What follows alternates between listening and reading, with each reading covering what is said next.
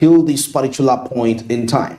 Well, as we proceed here, self-directed learning seems to be part of the key aspect, and it has improved quite a number of people's livelihoods globally in our country, Uganda, and all parts that are surrounding the East African community. Now, this is an initiative that involves lots of courage in terms of commitment, focus, and determination at the same time. Gone are the days when we used to have the traditional setups when it comes to online learning, e-learning platforms, which probably offered the basic, what we call in quotes, cliche studies, put out there. Now, with the new innovations that are coming up on board, with quite a number of innovators coming up on board, they got to discover that it's way beyond the traditional way of learning we've been trying to understand it. It now crosses over to what kind of social skills can you really obtain? Skills that are outside the class environment that you were taught, and this will be very vital for you to apply them to your local society. Looking into the dynamics of Africa, East Africa at the same time. Now, of course, with me to make this really a dream come true, I'm joined with a developer, that is Rogers Mogisa. And of course, he's working with the Trained Eye technologies. The platforms are right there. And they're providing quite these very amazing solutions to the day-to-day Ugandans. I mean, we're talking about people that are employment, they are hungry for employment. You get a skill and you can actually apply it in the next weeks and make money, because at the end of the day, we're all looking for money. Rogers, good morning. It's a pleasure to have you on the show today. Good morning, Andrew. Thanks for having me. You're very welcome. Now, this is quite very interesting in terms of, accessing this content, and and you see, I'm just amazed by its applicability in the shortest time possible. How have you been able to achieve this? And before we get in there, what was your core objective as you're coming up with this innovation? Yes, so maybe to get us started, I could just give us a bit of a brief. Yeah. What Trained Eye or Trained Eddy is. So Trained Eddy is a skills and competence-based micro-learning, e-learning shop for ambitious and employment-ready African residents. Yeah. So a bit of the background again. I started building Trained Eddy in 2020. That was pre-COVID. Yeah. But before I'd gone very far with Trained Eddy, yeah. A colleague of mine approached me, a colleague based in Lagos, Nigeria, where I then went and started another startup with him in Lagos, Nigeria. Yeah. But prior to then, actually, I'd done a bit of e-learning platforms, edtechs across my other employers in East Africa. So if you look at learning today versus learning yesterday, and of course, looking at the ever-evolving job market, right? Yeah. We're not just looking at it from the point of skills, but also from the point of competence. Competence, yes. Recruiters today are looking out for people who not just have the skills, but can apply them, right? So Trained Eddy comes at the right time when most of our young people, or most of our employment-ready people are not competent enough, I would say. They're not competent. Yes, they're not competent enough. Okay. Now, my reason for saying they're not competent enough goes back to, of course, my work life. I've been able to see view over 4,000 CVs. And the thing that is constant is these 4,000 CVs is the way young people firstly present themselves. It's a lack of personal branding. Personal branding. Yes. That's a nice breaking point. Yes. Yes, it's a lack of personal branding. Yes. And on top of that lack in personal branding, when you eventually employ some of the people who oversell themselves, they cannot just do the job. Okay. So Trained Eddy comes in to alleviate all these issues in a way that if you take a course or a module on Trained Eddy, right, you're not just taking a course or a module, but you take Trained Eddy like your lifetime internship opportunity. Lifetime internship opportunity. Okay. Every time you need to get to the next level of your job, you can actually go to Trained Eddy and you trust it to guide you through the process. So all our modules have been built and have been put together in a bespoke way to address the need of our users in a way that once you go to Trained Eddy, and maybe in the next 6 months, the next 1 year, you want to move from a data analyst to a manager, right? So we create for you learning plans or learning pathways that take you there. So we're not just addressing the fact that you cannot brand yourself. We're not just addressing the fact that you don't have the skills, right? But we are supporting you through the entire process to get you there. No, that's very interesting. You see, when you were introducing this, you mentioned something which I believe every Ugandan should really get into. When you talk about the aspect of competency from the Ugandan side, I mean, what is the criteria that you actually use? Because somebody out there is working, but probably they don't know whether they are competent or not. So give us a highlight from your experience, if we are to benchmark from the various people you've worked with from Nigeria, Europe, and so many more, but vis-a-vis the attributes that actually Ugandans have, which is hindering their access to much more income. Yeah, so if you look at Uganda today and we try to compare, let's just go a toe-to-toe comparison. Let's look at Kenya or look at Nigeria. Possibly some of the people I work with the most. Most Ugandans today are leaving the country to go and work as maids, drivers in other foreign countries, right? Now, if you look at Kenyans and Nigerians, most of them are leaving to go and work in high-value jobs or high-value areas. Either as coders, right? Programmers. And they're not relocating for cheap. Okay. You find a Ugandan has left Uganda to go and earn 2 million shillings or less in Abu Dhabi or in the area of Gulf Corporate Council, like where we have the UAE, Saudi, Oman, etc. Right? We are working for high-value jobs. But on top of that, I've had cases where I'm recruiting someone in IT. The gentleman has the degree in IT. And cannot write a simple code. Okay, basic code. Basic code, HTML, CSS. One cannot write HTML, CSS, you know? And you're like, hey, where did you get IT from? You know? There's other cases where also in the recruitment process, you're trying to recruit and someone cannot type. That's sad. So there needs to be some sort of a change in our education system. But of course, also on top of the change in our education system, how can we, for example, support innovation? Right? Innovation that brings impact. With respect to how our people approach jobs, approach work, gain high-value skills that they can sell globally and compete with our counterparts likes of Nigeria and Kenya, right?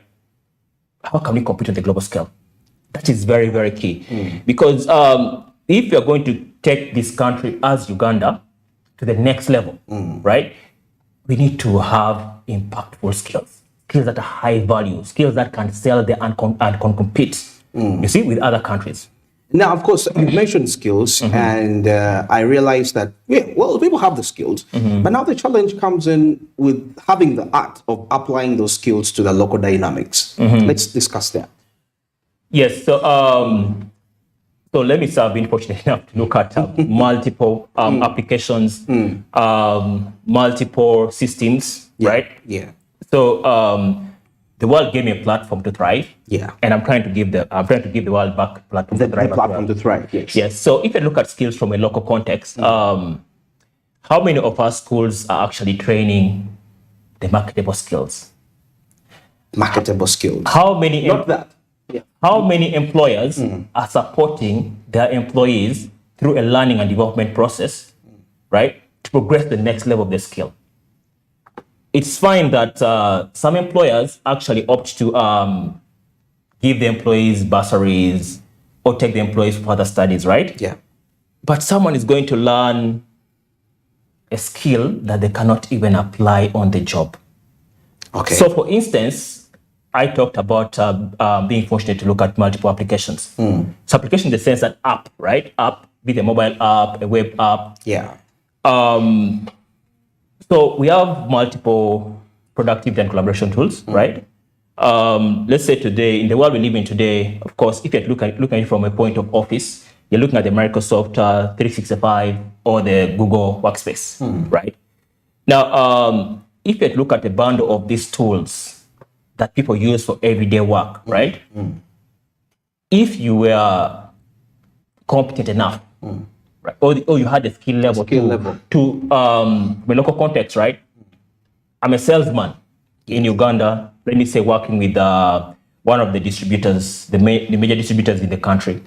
And at times I'm required to possibly put a report around my sales for the week, right? I'll tell you for free that you'll find salespeople who can't do that. Okay. From a local context, they can't do that. So what Trade is coming to do here is, look here, you're a salesman. Last week, possibly what you're distributing is Unilever products, maybe a Procter & Gamble products, right? In terms of the FMCGs, the fast-moving consumer goods. Yeah. You're distributing in these areas, right? So how do you put together what you've distributed for the week, the target versus the actuals, and then run some sort of analysis? Okay. From the local context. Now, what you'll find is that, yes, there's so many edtech platforms or so many other platforms that people can go and learn on. You can decide to go and learn on YouTube, for example. The University of YouTube. Somebody called it the University of YouTube. Yes. You can go and learn on YouTube. Yeah. But how much of YouTube is relating to the local context? The local context, yeah. Most of the creators are Europe-based. Right? So the content they talk about is all in line with the... Yes. So imagine learning something around sales and then you're being shown Dollar House, Walmart. You can't relate. Now, if you go to Train 80's content, right? And then what you're finding there is local names, Opio, Serum Kuma, Serum Joji. Exactly. You understand? Yeah. You're finding likes of Omo, find the likes of Aereo, things that are local. The knowledge retention is higher.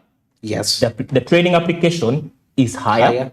And the chances of you being competent is also going to be higher. Because every time you look at that area, or you remember Opio, you're like, I learned something on Train 80, Train I on this, you know? So you get to a point where you feel more confident about applying the skill you have learned to Train 80 because the examples are localized. And then the gap are being addressed from a local context. Okay. And now, according to that, we see that those skills are kind of, put into degrees. There is starters, intermediary, and mastery. I mean, and when most of the people see this, they feel like, oh my goodness, when am I ever going to graduate from to the mastery case? Maybe you can take us through how really that works and why you decided to bring it from that perspective. Yes. So I think in 2018, 2019, I was taking a course on Python.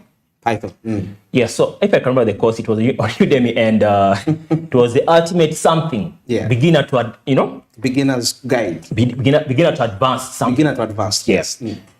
So I invested a lot of my time trying to get from the beginner and advanced. But one thing that was very key in trying to learn what was on that course was that I had the foundational skills, right? Okay. So foundational skills, of course, you can have math, English, language, there's some skills that you need to have. But there is somebody who's not good at math, but they want to do programming. Yes. So even if you're not good at math and you want to do programming, right, there's always a way you can be taught one or two things to get you there. Okay. So the way you can be taught one or two things to get you there. And of course, one of the ways is maybe we want to check how your brain thinks, right? Cognitive ability, how does the brain think? What are the abstract reasoning, There's some skills that you can be taught. Okay. And even at a later age? At a later age, yes. 30, 35, people yes. 40 years. Yes. The people have learned programming after 36. Are you for real? Yes.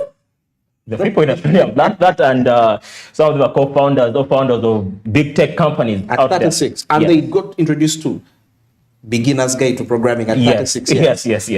So another guy who thrived. Okay. So if you look at the case of Train I or Train 80 today, right, where we're saying basic, intermediate, and advanced, the reasoning is very simple. Let's face the facts. Any practical skill is not a one-night job. Okay. Slowly, at the speed of a tortoise, you'll get there. You'll get there. It's a quote from West Africa, right? So we cannot just wake up one morning and boom. The first thing we want to do in our basic is show you the user interface. understand what's happening on the user interface. Let's say, for instance, Excel. This is a cell, this is a row, this is a column, this is the ribbon, right? Exactly. So if you go, for example, to JavaScript, oh, this is a variable, oh, this is an object, this, step by step. So that if you take the person now from point A to point C, D, E, right? The success of A leads this person into B. The success of B leads this person into C and etc. Okay. So the reason why we're approaching from the basic standpoint is intermediate and advanced. In the basic, basically, we're trying to give you an introduction. Yes. Right? This is simple. This is what takes you to the next piece. Then takes the next piece. So you're not just training somebody, but you're walking the person through some sort of a ladder, and the person is climbing that ladder one step at a time. One step at a time. Yes. Wow, very, very, very, very interesting. It's exactly 24 minutes past 9. I'm still with Roger Mogisa. We are breaking down the aspects of innovations, boosting self-directed learning. And the major aim for this is to ensure that we mitigate unemployment issue in our country, Uganda. Many times we think we don't have the capital, but I feel like the best capital somebody can ever have is their head, right? True. Yeah, so true. Is true, very true.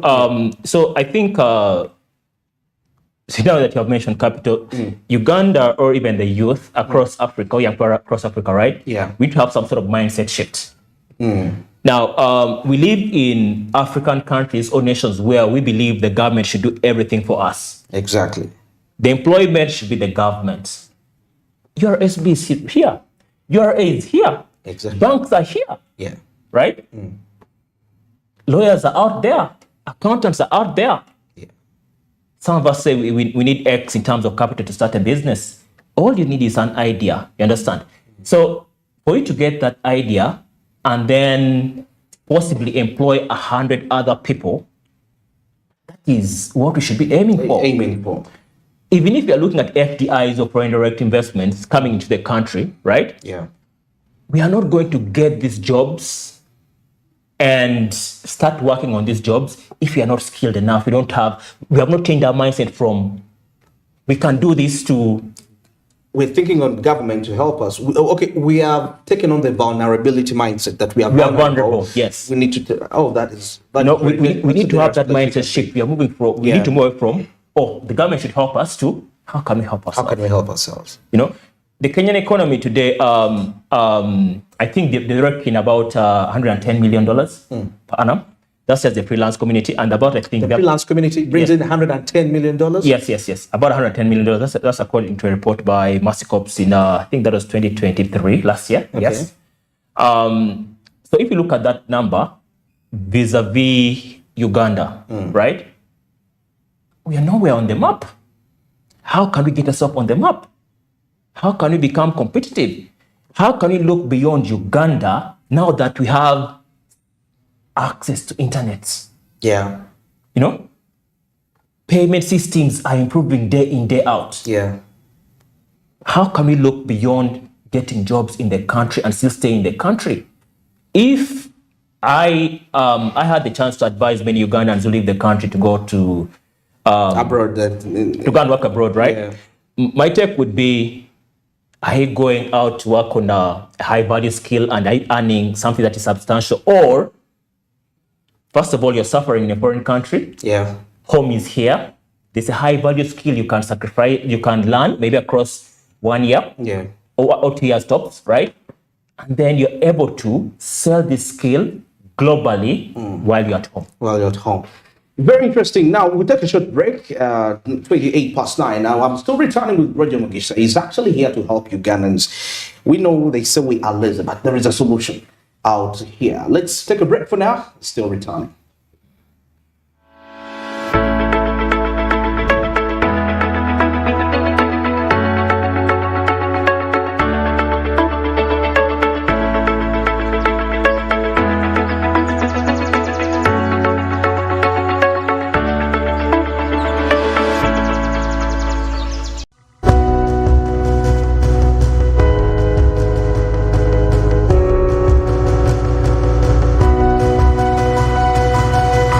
Smart 24, driving business.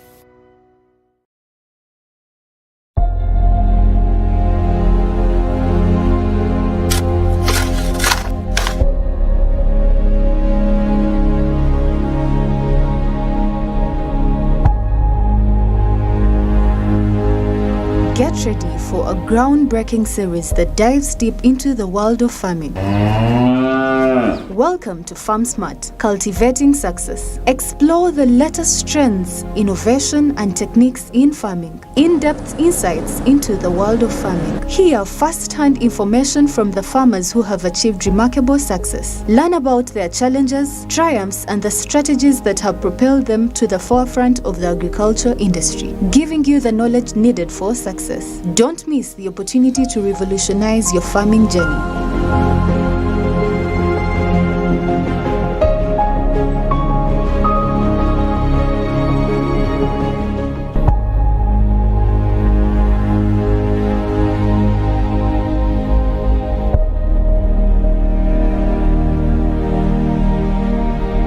Don't miss on Smart 24 TV. Osmosis is coming.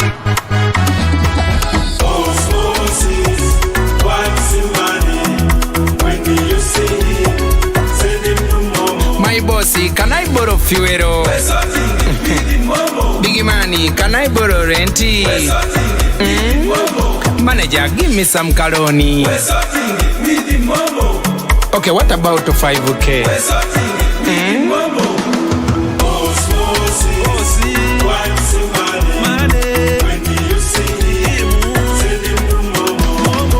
When you need a loan, you've got MTN Momo. Wesotinge. Use the Momo app or dial *165 *5# for all quick loans. Choose from the different loan options from our partners and get one that works for you. Together, we're unstoppable. It is very much well known that the Apple Vision Pro virtual reality headset has been launched to the market. The Apple Vision Pro virtual reality headset is now on sale at all US Apple Store locations and the online Apple stores. Now, its launch, ladies and gentlemen, come with the morning after reported fiscal first quarter results that exceeded revenue and earnings estimates. Now, the CEO of Apple, Tim Cook, stood by the Vision's Pro pricing, and he says that the pricing will start at $3,500, and then he continues to say that the price has been well leveled considering the value of the virtual reality headsets. Now, people can spread their payments widely and over time, but the essence of Apple is to ensure affordability at different levels. And then they continue to mention that the financing plan that buyers can choose is, however, determined as its chock full house of invention, which is already labeled at 5,000 patents on it. Now, CEO Tim Cook continues to think that the price has been well leveled considering the value of the virtual reality headset glasses. But considering the Apple's earnings, Cook said that Vision Pro is also being embraced as an enterprise product, and they're already citing companies that can already work with them, including Walmart, including Nike, Vanguard, Stryker, Bloomberg, and SAP, that have started already leveraging and investing in the headset as a platform for customers and even their workers to start using these gadgets to ensure that they have work efficiency. Now, Cook on Thursday continues to believe that Apple can remain both a consumer and enterprise focused company going forward, with the Vision Pro now among its best offerings considering the gadget's ton of use cases. And it continues to say that this very virtual pro reality headset has more than 600 applications and games that are available on the headset that are specifically designed to provide a spatial computing experience. Now, on this very day, Thursday, which was last week, the CEO continued to reveal a first quarter results that exceeded revenue and earnings estimates. Now, when it comes to Apple's wearable businesses, which are also known as other products, now these have beaten the expectations that have seen 11% decline in sales. However, The Vision Pro has joined the Apple Watch. The Vision Pro has joined AirPods in the wearables category. Though, ladies and gentlemen, it is very much well known that the analysts don't predict that the headset will initially drive a significant amount of revenue. Ladies and gentlemen, what happens to the Apple Vision Pro while in the market? Do we see sustainability of it being in the market? Give me your comments. Let's hear what you have to say about this. Thank you so much for being a part of this month's Tech Bite. Take care.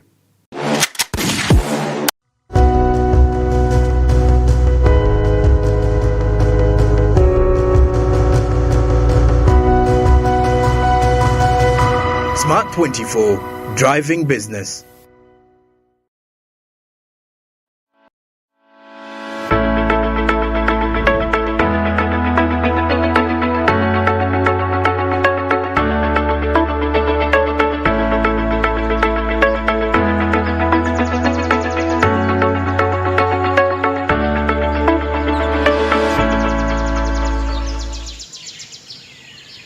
Well, 26 minutes to the top of the hour. Smart means business. Well, we need to understand something. I mean, the reason why you can go to a country abroad and you're working for a salary of about 1,000. Actually, 1,000 is too much because we are more of modern day slaves. I mean, earning about $500, $700 a month, vis-a-vis somebody that is earning $15,000 to $20,000 a month. And when we talk about remittances from diaspora, such an amount of money, it can't be compared. Imagine a million Kenyans bringing in that amount of money and a million Ugandans bringing in $700. In that way, that is not appropriate. There is no way our economies can really thrive in that way. So we need to challenge ourselves and see, let's start getting abroad as we are approaching high value skills. We are selling high value skills, not just cliche skills of cleaning here and there. And this is what Roger Mugisa is here actually to solve in line with that. He made a statement, 110 million US dollars, the freelance community, the amount of money that the freelance community brings in Kenya. So do you know what 110 million dollars can do? Some of Uganda's exports don't even reach that amount of money, but the community is bringing this amount of money. Rogers, it's really something very challenging in that it's very disturbing. Personally, I'm disturbed when I hear this. But anyway, away from that, somebody that is watching out there, they are trying to see, okay, it seems this train I works. So, okay, if I start today with a middle package, I mean the beginner's package, they would want to know the gestation period when they can start to have the return on investment of them obtaining that skill because they have subscribed and paid.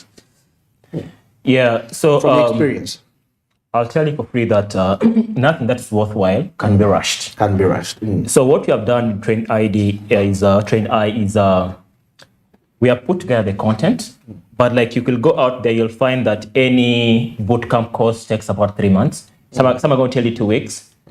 But I would say that even if you're not approaching from the 10,000 hours point of view, right? 10,000 hours of study. Yes, so for you to gain a skill and master it, even if you're not approaching from that point of view, what you might approach it from, the point you might want to approach it from is if you can focus on trying to learn something and practice it for the next 1 year, you can master it.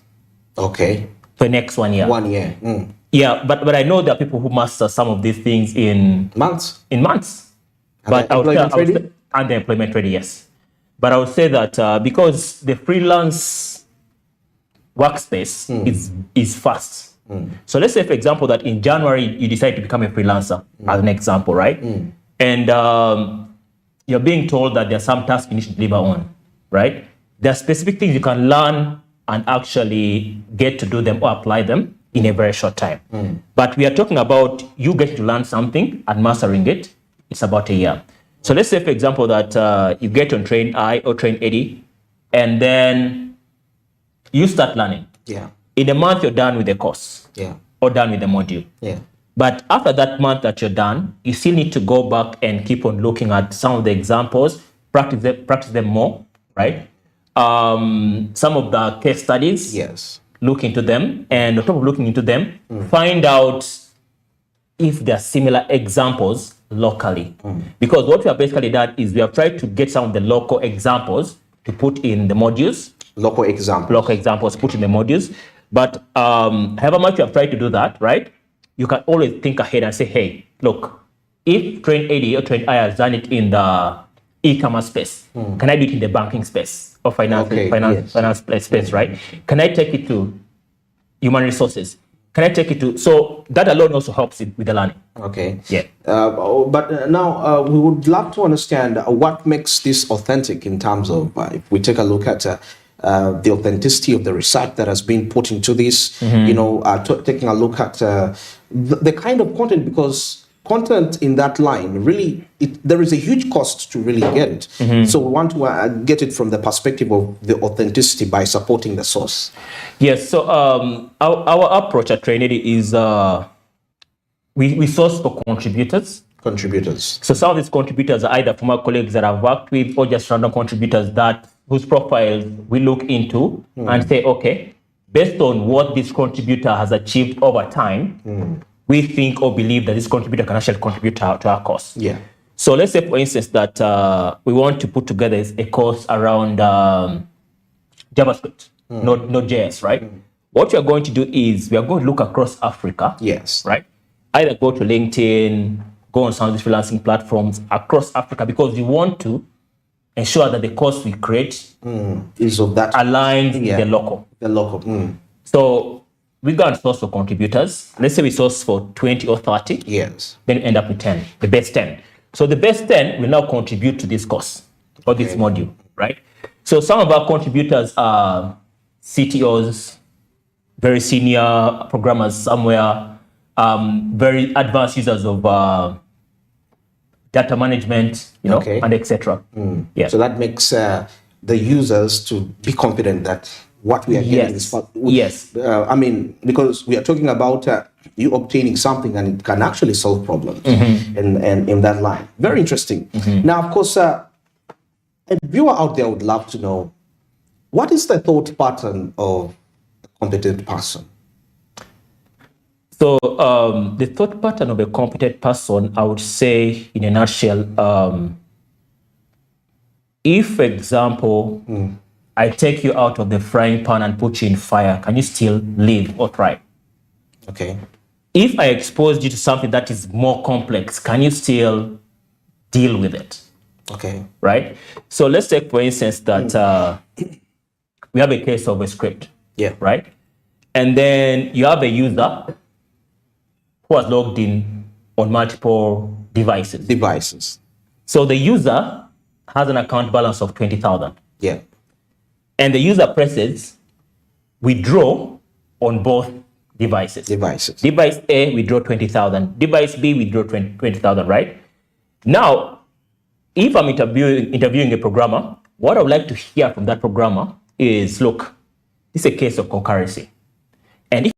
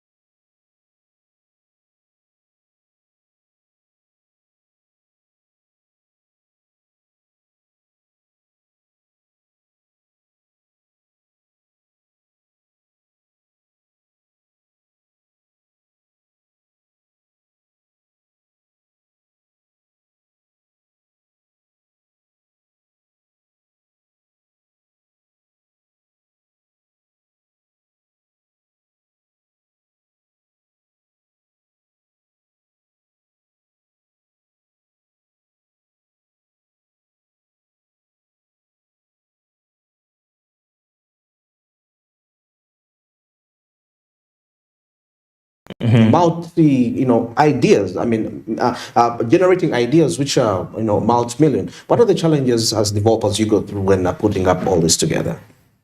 So anyone who is in tech will tell you for free that funding is a big thing. Yeah. And of course, if funding is a big thing, the times when you have to bootstrap. So bootstrap in the sense that you have to self-fund the entire piece. And of course, sometimes even if you're building the most lucrative, let's say fintech, edtech, medtech, okay, all these, all these techs we are trying to build out there. Yeah. The truth is, sometimes you're going to pitch your idea 20 times, 30 times, and no one will believe that you can actually do it. Oh my goodness. So the first time I told a friend of mine that, hey, look, I'm trying to build a learning platform, right? The guy told me, no, this is not a product. So after I built Trainedy and I showed it to him, I was like, wow, brother, this is amazing. You understand? So you need to have some sense of self-belief because there are going to be lots of doubt in terms of the challenges you'll face, right? Yeah. So if the people around you are doubting your capacity and capability to deliver, that's really a problem. Because as long as the thought pattern and let me say that the peer group around you, then believe that you can do this. You can do this. That's draining. You understand? I was lucky to have a few people around me who believed that I could put this together. Though of course I took time, right? And the other person, one person will say that, look, how do you fund this A to Z if you're bootstrapping? So the four most important high value skills are coding, content, collaboration, and then capital. So capital in the sense that if you have it, it might not be a skill necessarily, but it's a form of leverage, right? It's a form of leverage, yeah. Yeah, so if you have capital, you can invest and you can direct capital where you want to direct it, right? And if you can code, we have the likes of Mark Zuckerberg, the likes of... Can Elon Musk code? He might not necessarily be able to code, right? But he has investing in collaborator. Is a collaborator. Somebody was telling me sometimes managing a tech company, you don't necessarily have to be. You may not be skilled at coding, but you can mobilize resources that can establish that, and you have a company running. Yeah, so that's where I'm actually going to. So you see, the way I built Trainedy today. If I told you that yes, I bootstrapped most of it, and then I had a couple of folks who just believed that Rogers, this is amazing. Let me build with you. And I'm not paying them a penny. A penny. Oh, because of the love and the vision you have. Yes, because of the love and the vision. Just say, hey, look, I'm trying to build this. I think microlearning is the future of edtech. Duolingo is already applying that. Is this something you'd love to do? It's like, oh, Rogers, sure. Where do you get started? That's the collaboration aspect.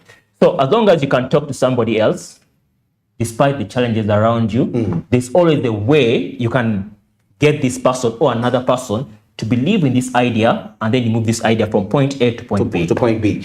Now, finally, as we sum this up, let's take a look at the prospects 20 years from now, if you're to outweigh the impact this might bring about to the users. Yes. So, how does the ideal future look like for me and Trainedy? So, we're not just looking at being the premier education technology company across Africa or out of Africa, but you're looking at it from the point of how many of our users have successfully gotten jobs and improved their livelihoods from a point of, if you're looking at it from a no poverty standpoint, right? How many of these people have actually moved from earning maybe $500, of course, other factors being constant like inflation and etc. Yeah. Maybe to endless $10,000 plus, right? $10,000 plus. Because it's actually possible, right? It's possible. I have in the past, right, trained junior colleagues who were novice, like they didn't have an idea in certain field. Okay. And I can tell you for free that today, right, if you sit down with some of these guys, you'll be like, okay, where did you learn this from? Okay. They're like now like all those masters of the field, right? And that's across the span of about 5 years or less. 5 years. You see? So the future for Trainedy is, can we have some skills that are across Africa and the same? as an employer, wherever I am, if I want to employ someone, let me say in South Africa, and maybe I'm taking my company to South Africa, right? I should be confident to hire this person in South Africa because I know that this person learned some things from Trinity. Because the skills, right? We have crowdsourced the skills, and we have put the skills now together in one single platform. And we're not talking about where you go to a platform like some of the competition out there, right? Where you find, of course, there's so many masters of this skill, but you have tens of this skill, and it's up to the user to choose. We're not trying to be a monopoly. We're not trying to have a monopoly scenario, but we're saying, look, let's create one master module, and in this module we have branching scenarios. So the branching scenario now caters to different verticals or different industries, healthcare, HR, finance, etc. Now, interesting. Now, as we wind this down, the very last one, something crossed my mind when you're talking about, people being in position to, international skills. Now, remember when they're learning from the context, they are learning from the Ugandan context. Yes. Now, let's take a look at a scenario whereby he's been employed in Europe. Is in the coding may not the change because codes are codes. But now we'll talk about the aspect of marketing, accounting. Which marketing, let me say, which are so much moved by consumer mindsets and culture, even attachments. So how have you provided a transition in case that person has gotten a job in Europe or the United States, and the core examples he's been studying are based on the Ugandan setting? Yeah, so let me give you an example that there was a time when I was working with this large team, and we are working on one of these food delivery apps, but of course one that's not in Africa, but more based in the US. And the team lead on that team was Italian. Yeah. So the team we had was a team of, I think, 120. And this team could not work unless someone had to come and write some sort of a script. Yeah.